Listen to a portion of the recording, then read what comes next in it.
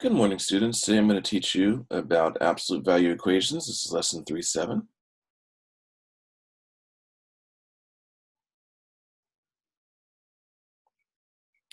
And before I share, let me just talk with you for just a second. Sometimes students have a hard time grasping absolute value. One of the issues with it is because absolute value is always referring to a number and its opposite. Okay, a number and its opposite. But let's go ahead and get started with the definitions. Okay. Now, an absolute value is the distance from zero. Okay, that's the definition of the term absolute value. Sorry, I'm just trying to make sure you get everything on the screen here.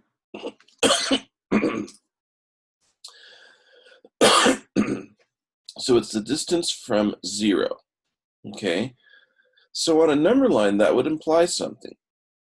There are two numbers with the exact same distance from zero, each integer and its opposite. Okay, so for example, -13 and 13 have the exact same distance from zero. Okay, and the reason why is because you can either go 13 below zero or 13 above zero.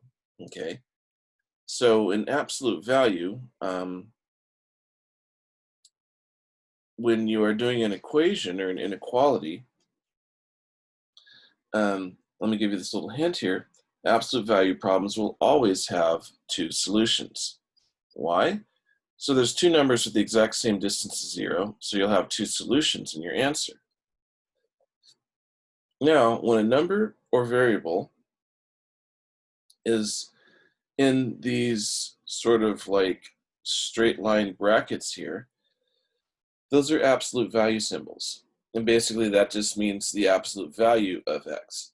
It doesn't mean the value of x, it just means the absolute value, which means how far it is away from zero. Now, why do we say absolute value? What's the importance of it? Okay, now you remember a few lessons back when we were learning how to do integers, okay, and how to deal with positive and negative numbers. We were saying, well, is the answer going to be positive or negative? You might be able to get the right number and do the right operation, but it's a little confusing. And I said the number with the greater absolute value determines the sign. So for example, if you had a question like, here, let me just do a quick example. I'm going to do it under the hint here. -14 plus 2. Okay, so if we follow the rules, if the signs are different, negative and positive, then do the opposite operation. So that's plus, so I actually have to subtract. So 14 minus 2 would be 12. Okay, so how do you determine the sign? Well, the number with the greater absolute value determines the sign. The greater absolute value means the greater distance from zero. So what's further away from zero? -14 or +2? Yes, Hector, that's right. It is -14. So since the negative number has a greater absolute value, my answer should be negative. Okay. Now, when we say absolute value in most problems, though, we're not just talking about adding or subtracting integers. What we are talking about is having a number or a variable inside of absolute value symbols. Okay, so that implies that you're going to have two answers to the problem. Well, how do you do it? Let's go ahead and practice. I'm just going to grab my red pen right here. Okay, so I have the absolute value of x plus 2 equals 9. Now this process is not that different from a regular problem. Let's go ahead and solve. So first, I want to remove all things farthest away from x. So I'm going to subtract 2, and I get 0. I'm going to subtract 2 from both sides. Remember IOB, 9 minus 2 is 7.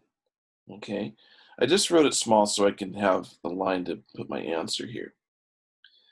So now, let me write down what I have left.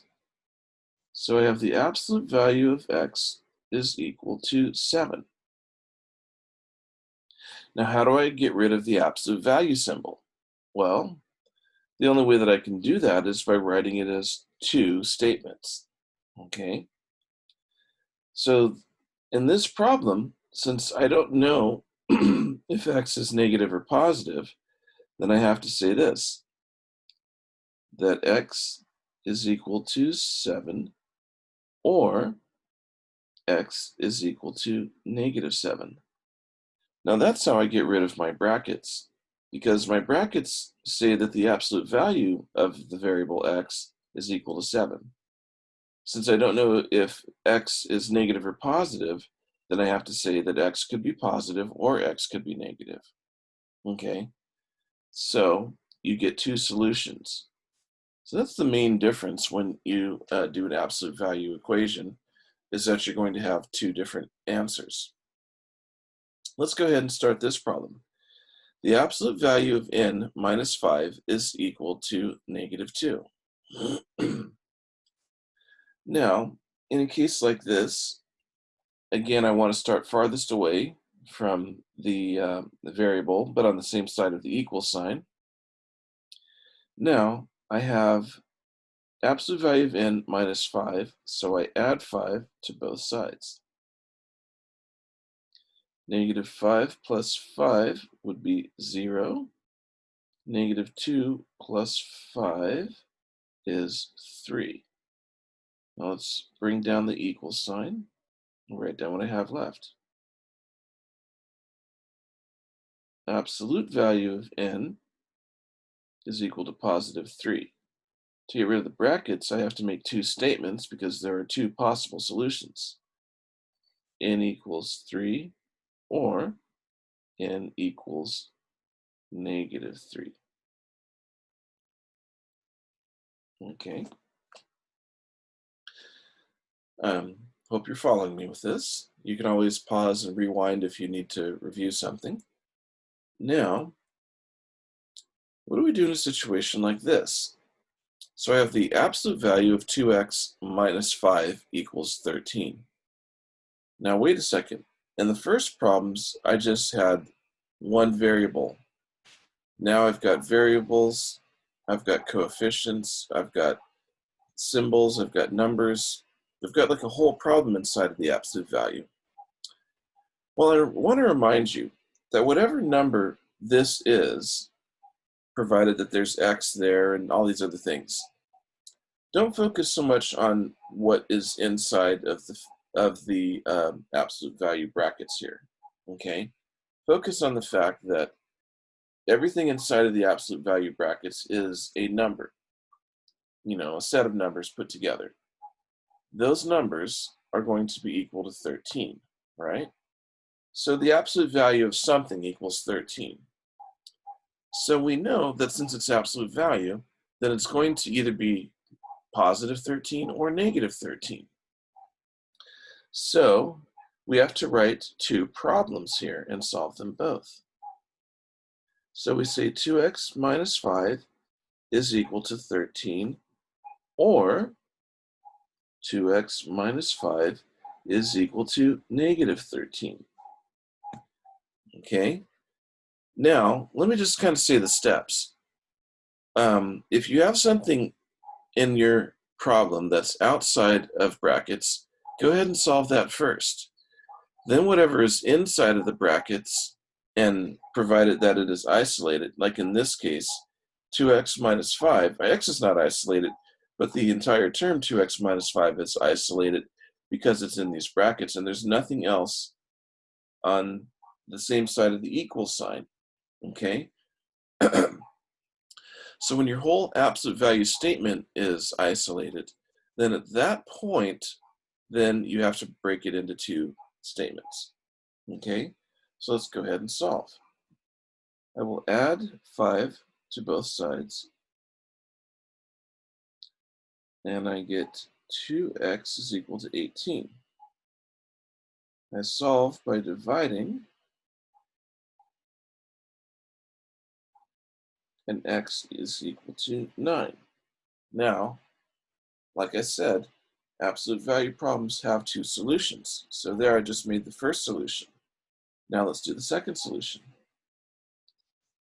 I'm going to add 5 to both sides. Now I have negative 13 and positive 5. So the result is going to be negative 8.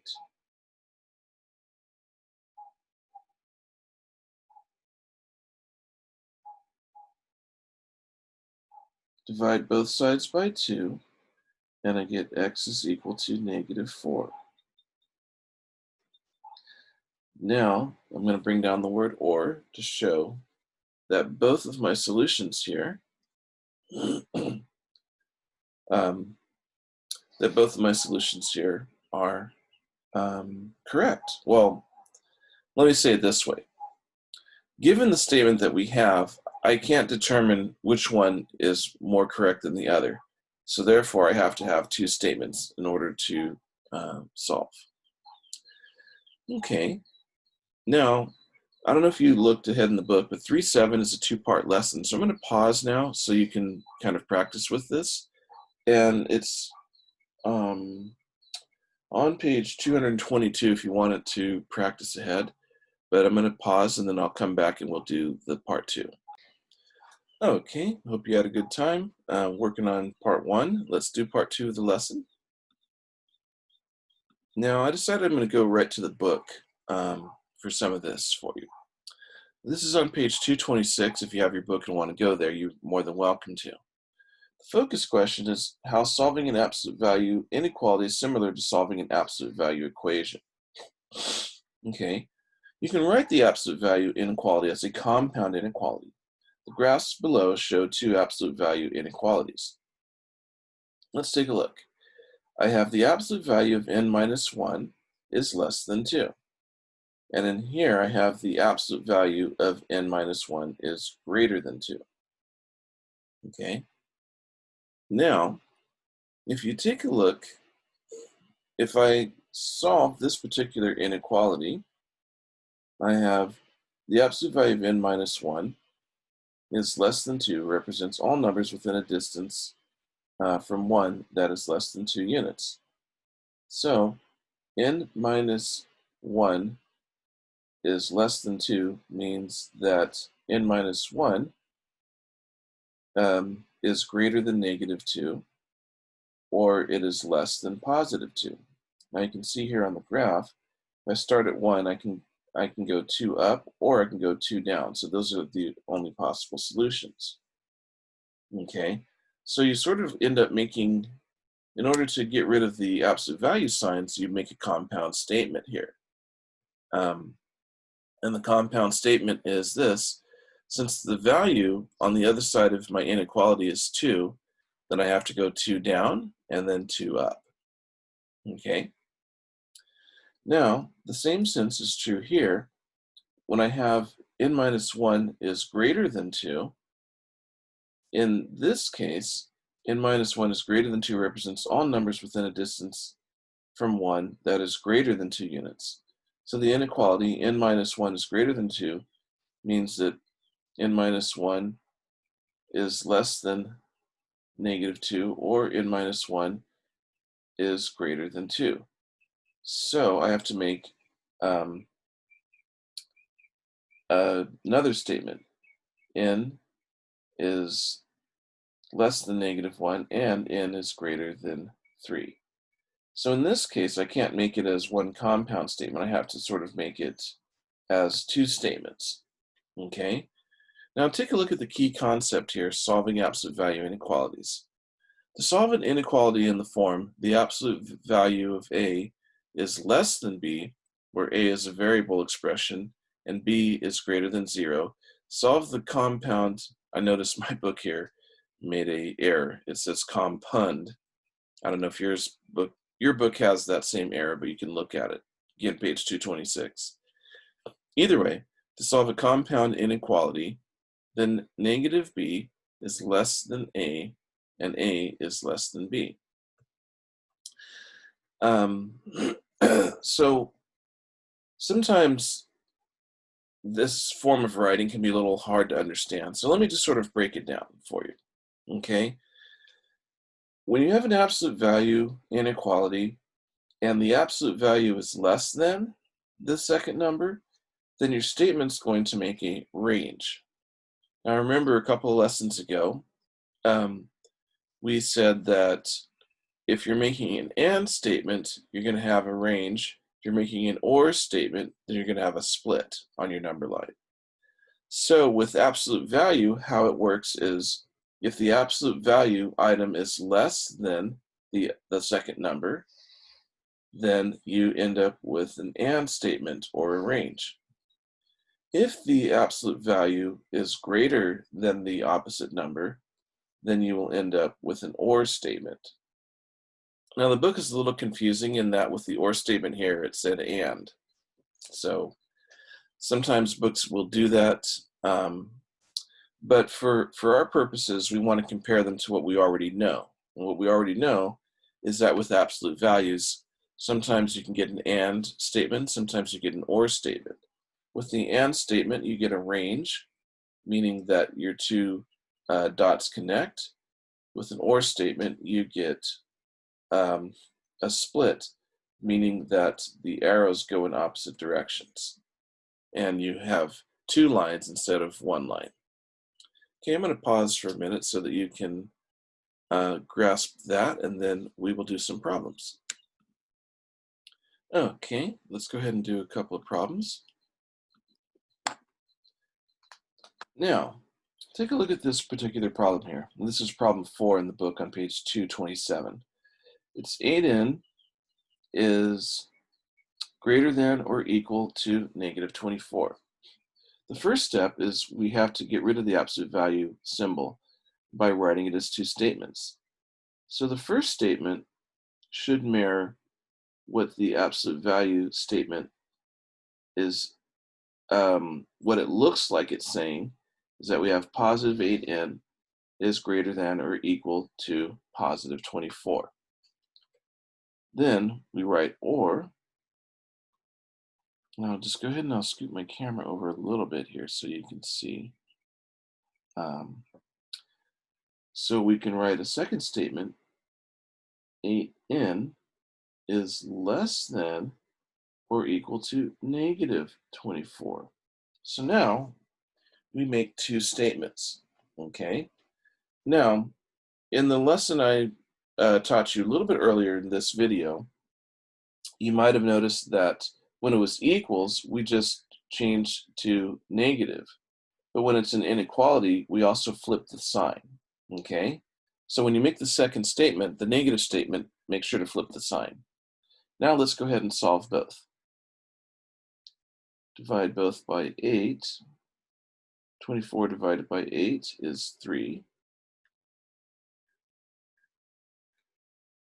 So n is greater than or equal to 3. Or, let's solve this one. N is less than or equal to negative 3. So those are the two statements that you would have in a problem like that, okay? Now I want to remind you, since the inequality symbol is saying greater than, that the absolute value is greater than, then that's going to necessitate that when this is graphed, that you're going to have an or statement. Let's go ahead and graph it, and then we will see. So I'm going to put 0 here, negative 3, and positive 3. So these are my solutions.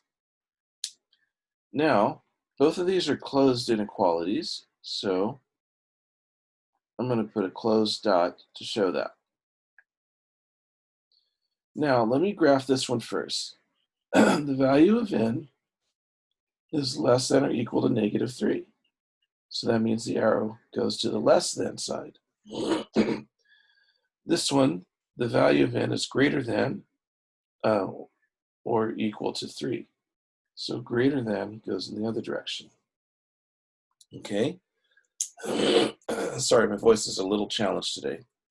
All right, let me go ahead and we'll go ahead and solve this problem. So I have w minus 213 is less than or equal to 5. So again, you want to write it as two statements because absolute value always implies two different things. So I'm going to put w minus 213 is less than or equal to 5. Okay.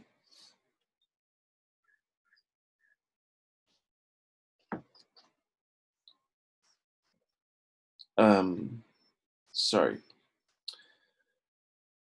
I forgot.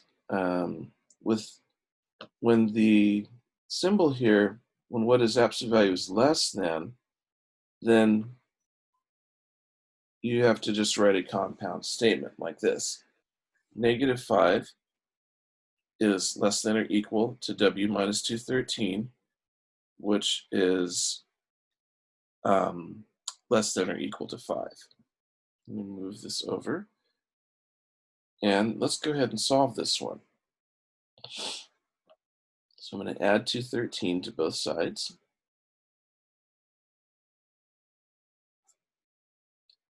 Okay, and that should be 218.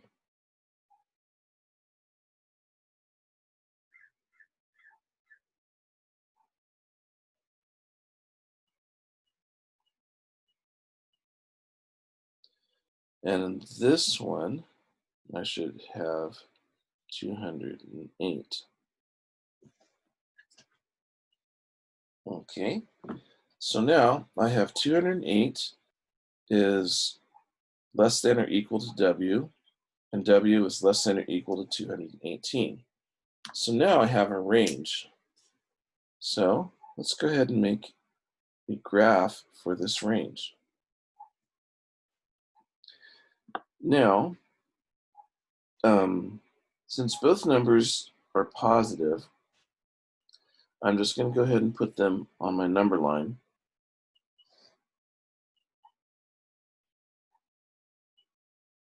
Okay, so these are both closed inequalities, so I'm going to put closed dots.